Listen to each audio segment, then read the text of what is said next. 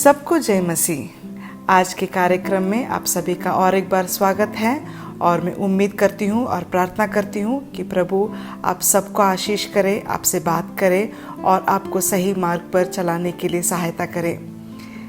कैसे हैं? उम्मीद करती हूँ कि आप सब सेफ है, सुरक्षित है। चिंताएं हैं, डर है, क्या होगा करके बहुत सारे प्रश्न हैं, लेकिन प्रभु हमारे साथ हैं। ये विश्वास हमें होना है, क्योंकि यही विश्वास हमें शांति देता है, उम्मीद देता है और आगे बढ़ने के लिए हमें मदद करता है ना। मान लीजिए आपके गांव में एक बहुत बड़ा व्यक्ति है, एक ऑफिसर या मंत्री भी हो सकता है। उनका एकलौता बेटे की शादी है, बहुत धूमधाम से करना है, सब गांव वालों को बुलाना है। इसीलिए वो क्या करता है, इनविटेशन बेचता है, न्योता बेचता है सभी लोगों को। सिर्फ इनविटेशन नहीं, साथ में शादी में पहनने के लिए वस्त्र यानी ड्रेस भी देते हैं। इनविटेशन और ड्रेस। इनविटेशन स्वीकार करके जाओगे या मना करोगे? शादी का न्योता जरूर स्वीकार करेंगे, है ना? मैं भी करूंगी। अगर हम शादी का न्योता को रिजेक्ट करते हैं, इनविटेशन को हम अनादर करते हैं, तो एक तरह का इंसल्ट हम करेंगे उस महान व्यक्ति के प्रति। एक तरह का रूड और एक बहुत ही बुरा बर्ताव हमारा होगा। तो आज हम ऐसे ही एक इनविटेशन के बारे में ध्यान करेंगे। एक राजा अपने इकलौता बेटे की शादी का निमंत्रण भेजते हैं लोगों में। आज उनका बर्ताव, उनका रिस्पांस हम ध्यान करेंगे। आज के लिए हम पढ़ेंगे मत्ती का किताब में से 22वां अध्याय वचन 1 से 14। मत्ती 22 और वचन 1 से 14। विवाह बोझ का दृष्टांत। इस पर यीशु फिर उनसे दृष्टांतों में कहने लगा, स्वर्ग का राज उस राजा के समान है जिसने अपने पुत्र का विवाह किया, और उसने अपने दासों को भेजा कि निमंत्रित लोगों को विवाह के भोज में बुलाए, परंतु उन्होंने आना न चाहा। फिर उसने और दूसरे दासों को यह कहकर भेजा, निमंत्रित लोगों से कहो, देखो मैं बोझ तैयार कर चुका हूँ और मेरे बैल और पले हुए पशु मार गए हैं और सब कुछ तैयार है, विवाह के बोझ में आओ। परंतु वे उपज करके चल दिए, कोई अपने खेत को, कोई अपने व्यापार को। अन्य लोगों ने जो बच रहे थे उसके दासों को पकड़कर उनका अनादर किया और मार डाला। तब राजा को क्रोध आया और उसने अपनी सेना भेजकर उन हत्यारों को नाश किया और उनके नगर को फूंक दिया।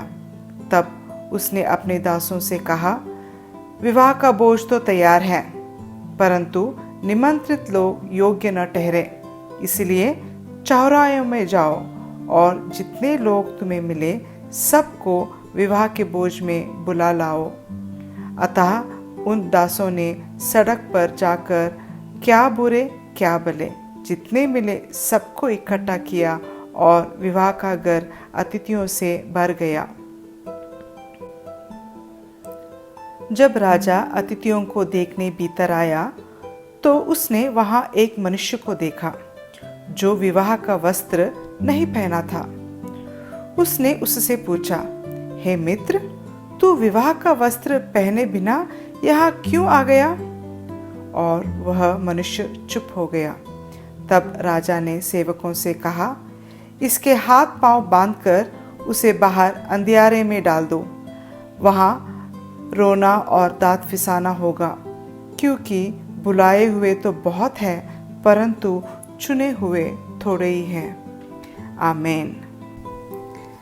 यहाँ इन वचनों में हम देखते हैं कि स्वर्ग का राज्य विवाह का बोझ से समानता या तुलना किया गया है।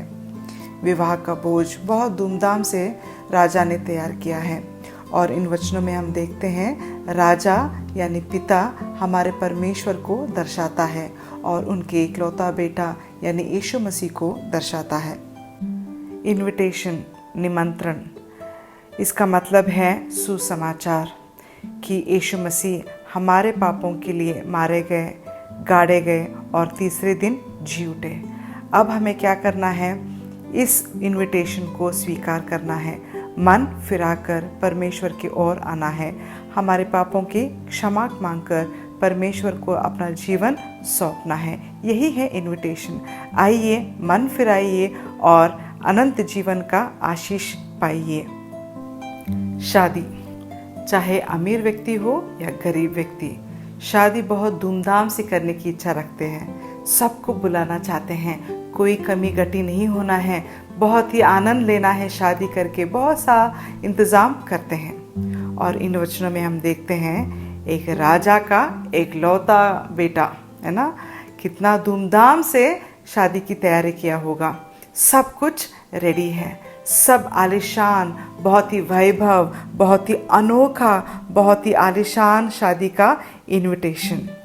ये इनविटेशन जाता है लोगों में, और ये इनविटेशन जाता है परमेश्वर के चुने हुए लोगों को, यानी निमंत्रित लोग, यानी परमेश्वर के संतान, इजरायली वासी, यानी यहूदी लोगों के बीच में परमपिता अपने संदेश अपने दासों के द्वारा भेजते हैं। क्या संदेश है? मन फिराओ और लौट आओ, मेरे पास वापस आ जाओ। क्या होता है? 2 बार ये इनविटेशन रिजेक्ट करते हैं लोग। इस इनविटेशन को अनादर करते हैं, इंसल्ट करते हैं। कोई आपका इनविटेशन रिजेक्ट करेगा तो दूसरी बार आप भेजोगे क्या? नहीं। लेकिन यहाँ हम देखते हैं परमपिता का प्रेम और दया। 2 बार सब कुछ तैयार है, आ जाओ, लेकिन लोग बहाना करते हैं, नहीं, मुझे खेत जाना है, व्यापार करना है, मुझे अपना काम देखना है करके। सिर्फ इतना ही नहीं, लेकिन हम देखते हैं कि लोगों ने इससे भी बढ़कर बुरा बर्ताव करते हैं, सेवकों को अनादर करते हैं और उन्हें मार डालते हैं। कितना भयानक रिस्पांस यहाँ लोगों का हम देखते हैं। यीशु मसीह यही इनविटेशन लेके आए, मन फिराओ, परलोक राज्य निकट है। क्या हुआ? लोगों ने उन्हें मार डाला, सूली पर बहुत ही भयानक रीति से उन्हें मार दिया गया। सिर्फ यीशु मसीह को नहीं, लेकिन उनके चेलों को भी हम देखते हैं बहुत ही भयानक रीति से उन्हें भी मार दिया जाता है। और हम देखते हैं आगे वचनों में कि राजा को क्रोध आया और राजा गुस्से से सेना भेजकर इन लोगों को नाश करते हैं और इनके नगर को फूंकते हैं। ये हम देखते हैं सच भी हुआ। इज़राइल देश के इतिहास में अगर आप पढ़ोगे तो 70 दशक में, यानी 70 AD में एक बहुत ही बड़ा युद्ध वहाँ घटी, और उस युद्ध में बहुत सारे यहूदी लोगों को मारा गया, उनके नगर को नाश किया गया। अगर आप इज़राइल देश के इतिहास को पढ़ोगे तो आप जानोगे कि ये देश बहुत सारे कष्ट, बहुत सारे युद्ध को सहना पड़ा, बहुत सारे लोगों को नाश होना पड़ा। सिर्फ इतना ही नहीं, हम इतिहास में देखते हैं कि हिटलर ने यहूदी लोगों को बहुत यातना से, कष्ट से, बहुत ही भयानक रीति से उन्हें मार दिया। लगभग 60 लाख से ज़्यादा यहूदी लोगों को सिर्फ हिटलर ने मार दिया। ये है परमेश्वर का क्रोध। परमेश्वर के संदेश को, इनविटेशन को यहूदी लोगों ने रिजेक्ट किया, अनादर किया, सेवकों को मार डाला और परमेश्वर ने अपने गुस्से को दिखाया। दृष्टांत या कहानी यही खत्म नहीं होता। परमेश्वर की महिमा हो, और एक बार परमपिता ये इनविटेशन अपने दासों के द्वारा भेजते हैं, लेकिन इस बार आदेश देते हैं निमंत्रित लोगों के पास नहीं, लेकिन ये इनविटेशन सारे दुनिया के लोगों को दीजिए। सभी चौराहे पर, सभी गली गली में जाकर ये संदेश, ये इनविटेशन, ये निमंत्रण दीजिए, मन फिराकर मेरे पास आओ। ये सुंदर सा इनविटेशन सब लोगों को दीजिए करके भेजते हैं। और इस तरह परमेश्वर का तीसरा न्योता सब तरफ जाता है। परमेश्वर के सेवक इस इनविटेशन को लेकर हर एक गली, हर एक चौराहा, यानी दुनिया के कोने कोने में जाकर परमेश्वर का न्योता देते हैं। और हम देखते हैं कि 2000 साल से भी ज़्यादा से ये न्योता सब तरफ बांटा जा रहा है और सब लोग इसे स्वीकार भी कर रहे हैं। अब हम वचन में देखते हैं कि पूरा मंडप जो है, पूरा शादी का जो हॉल है, वो अतिथियों से भर गया। क्या अच्छा क्या बुरा। आप सोच सकते हैं बुरे लोग कैसे?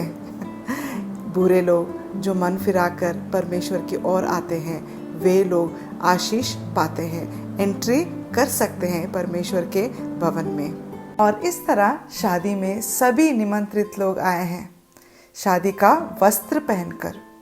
आप पूछ सकते हैं शादी का वस्त्र क्या है, ये क्यों ज़रूरी है? जब कोई व्यक्ति अपने पापों के लिए प्रायश्चित करता है, मन फिराता है, यीशु मसीह के पास आता है, तो यीशु मसीह उसके सारे पापों को क्षमा करते हैं, उसके सारे पापों को अपने लहू से धोते हैं। क्योंकि यीशु मसीह इस दुनिया में हमारे पापों को धोने के लिए, हमारे पापों को क्षमा करने के लिए इस दुनिया में आए। उनके सूली का मौत से जो हमें उद्धार मिलता है, जो नया जीवन जो मिलता है, ये है विवाह का वस्त्र। और इस तरह विवाह में जो निमंत्रित लोग आए हैं, वे सब विवाह का वस्त्र डाले हैं, यानी उद्धार पा चुके हैं, यानी नया जीवन यीशु मसीह में वे पा चुके हैं और इस तरह विवाह के भोजन में आकर आनंद कर रहे हैं। अब राजा आता है, यानी परमपिता आते हैं लोगों को स्वागत करने के लिए, उनको मिलने के लिए, और उनका नज़र वहाँ एक व्यक्ति के ऊपर पड़ता है जो विवाह का वस्त्र नहीं पहनाया हुआ है। इसीलिए उसे जाकर पूछते हैं, हे मित्र, तुम क्या कर रहे हो यहाँ? तुम्हारा वस्त्र कहाँ है? और हम वचन में देखते हैं उस व्यक्ति के पास कोई जवाब नहीं है, क्योंकि उसने मन फिराया नहीं है, नया जीवन नहीं पाया है।